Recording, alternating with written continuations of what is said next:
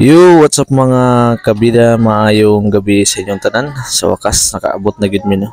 By the guys now, nakaabot na mi sa long distance kayo nga biyahe.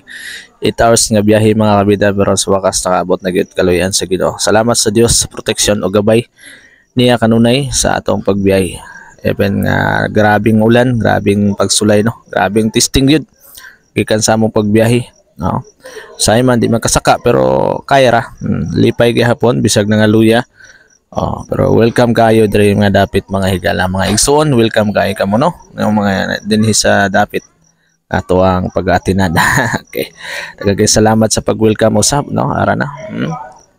Yan, salamat kayo sa pag-welcome sa mua dinhi nga dapit. Pastor Biclen, yan, ayan si Pastor Biclen mga higala.